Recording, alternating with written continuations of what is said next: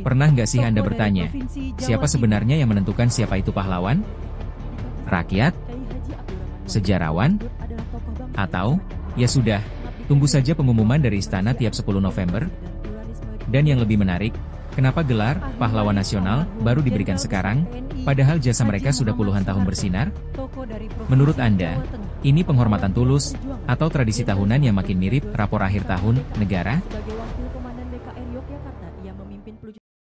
Di sebuah upacara khidmat di Istana Negara, Senin, 10 November 2025, Presiden Prabowo Subianto menganugerahkan gelar pahlawan nasional kepada 10 tokoh dari berbagai daerah. Sebuah momen yang, menurut keputusan Presiden nomor 116-TK-2025, dilakukan sebagai bentuk penghargaan negara atas jasa luar biasa mereka dalam memperjuangkan kemerdekaan, demokrasi, pendidikan, hingga diplomasi bangsa. Tapi mari jujur sebentar, kenapa kita, di tahun 2025, masih mengakui pahlawan yang meninggal puluhan tahun lalu seolah baru ditemukan hari ini?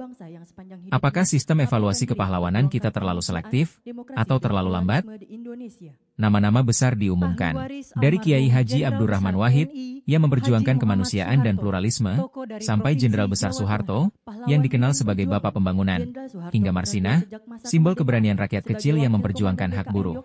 Lalu ada Mohtar Kusumaatmadja, arsitek konsep negara kepulauan, Rahmah El Yunusiah, pelopor pendidikan perempuan, Sarwo Edi Wibowo, komandan perang, Sultan Muhammad Salahuddin, tokoh diplomasi NTB, Syaihona Muhammad Holil, inspirator pendidikan pesantren, Tuan Ronda Haim Saragih, panglima yang disebut Napoleon dari Batak, dan Zainal Abidin Syah, penjaga kedaulatan Indonesia Timur. Pahlawan nasional oleh Presiden Republik Indonesia. Ahli waris almarhum Kiai Haji Abdurrahman Wahid, tokoh dari Provinsi Jawa Timur. Bidang perjuangan politik dan pendidikan Islam, Kiai Haji Abdurrahman Wahid atau Gus Dur adalah tokoh bangsa yang sepanjang hidupnya mengabdikan diri memperjuangkan kemanusiaan, demokrasi, dan pluralisme di Indonesia.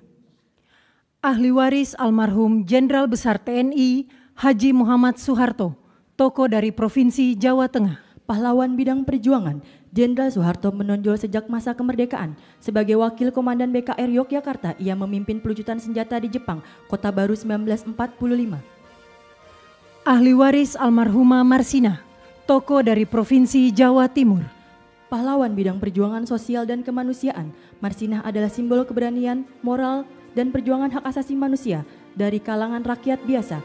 Lahir di Desa Nglunjo, Nganjuk, Jawa Timur, ia tumbuh dalam keluarga petani miskin yang menanamkan nilai kerja dan keadilan sosial.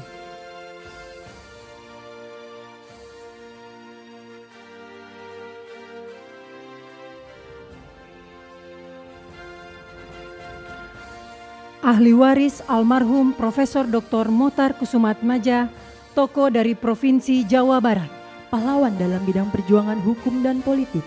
Riwayat perjuangan dari Mohtar Kusumaatmadja yang paling menonjol adalah gagasannya tentang konsep negara kepulauan yang digunakan oleh Juanda Kartawijaya dalam mendeklarasikan Juanda tahun 1952.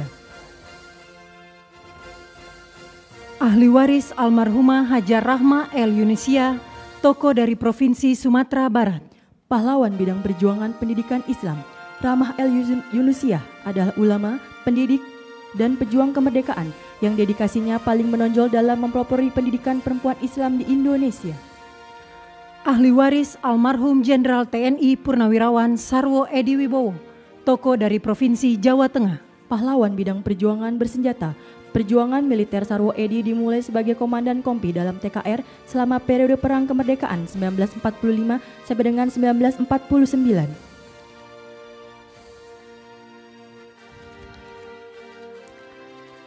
Ahli waris almarhum Sultan Muhammad Salahuddin, tokoh dari Provinsi Nusa Tenggara Barat. Pahlawan bidang perjuangan pendidikan dan diplomasi, Sultan Muhammad Salahuddin berperan besar di bidang pendidikan dengan mendirikan HIS di Rabah 1921, Sekolah Kejuruan Wanita 1922, Sekolah Agama dan Umum di setiap Kejenelian 1922. Ahli waris almarhum Syaikona Muhammad Khalil, tokoh dari Provinsi Jawa Timur. Pahlawan bidang perjuangan pendidikan Islam, Syaikona Muhammad Khalil merupakan ulama karismatik yang menempuh jalur pendidikan kultural, sosial, dan agama. Ahli waris almarhum Tuan Ronda Haim Saragih, tokoh dari Provinsi Sumatera Utara. Pahlawan bidang perjuangan bersenjata, Dikenal sebagai Napoleon dari Batak di bawah kepemimpinan Tuan Ronda Hayim Saragih, pasukan Raya di Simalungun mencatatkan riwayat perjuangan menonjol melawan kolonialisme Belanda dengan fokus pada pertahanan kemerdekaan yang berhasil. Kemenangan signifikan terutama setelah pertempuran Dolok Merawan dan Dolok Sagala.